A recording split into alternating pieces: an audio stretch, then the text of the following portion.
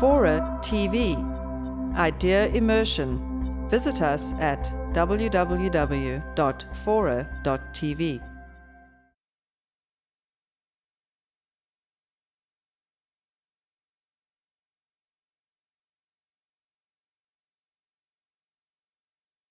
This brings us to what, in my judgment, remains the central puzzle all these years later of what happened at Reykjavik.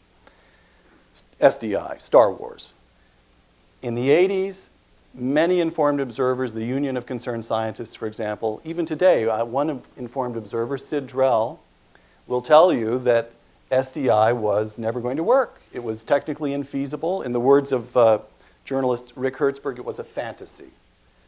So, if SDI was a fantasy, why did Mikhail Gorbachev make containment of SDI his central demand?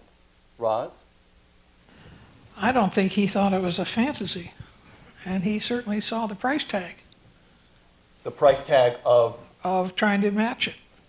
Okay. So Sid, he knew something Sid didn't know, or he fell for it? Well, I don't want to put it in terms of fell for it, because it sort of diminishes the importance of the exchange and it diminishes his own intellectual capacity. It was a difficult issue for them. It represented a competitive challenge. It challenged what was happening in their economy. It challenged what was happening in their society.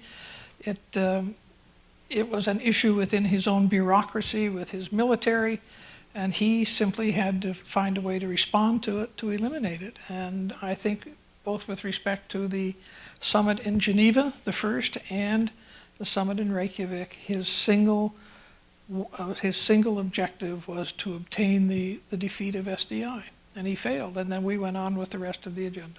George, why didn't he say to Ronald Reagan, look, my technical people in the Soviet Union are telling me this is nonsense. You pursue it if you want to. You're just going to waste tens of billions of dollars. Instead, he went after it. How come? Well, as Roz said, they had varying views, but they took it pretty seriously. And I imagine, as I think it was Richard Pearl pointed out today in our discussion, that maybe they thought it was more than a defensive weapon.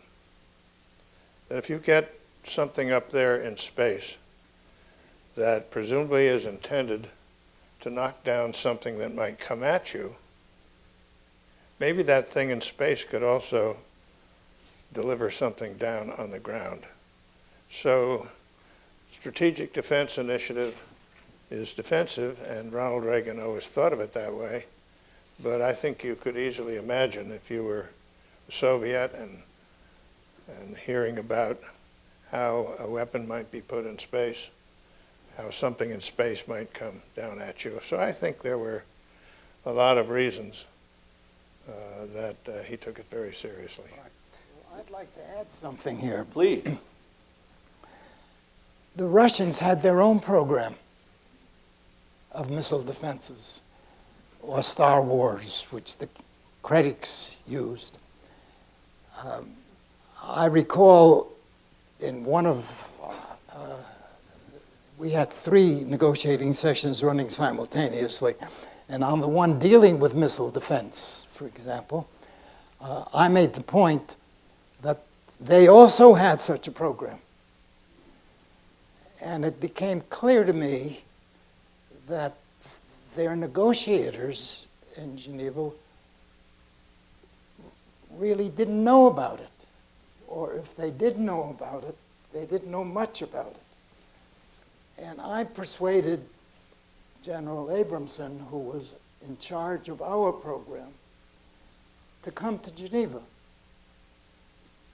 And he came, and I invited him to meet with the Soviet delegation. And all these generals were in the audience there. And Abe, who was, very virile, young-looking fella, came and told them exactly where they were practicing and doing their work in missile defenses.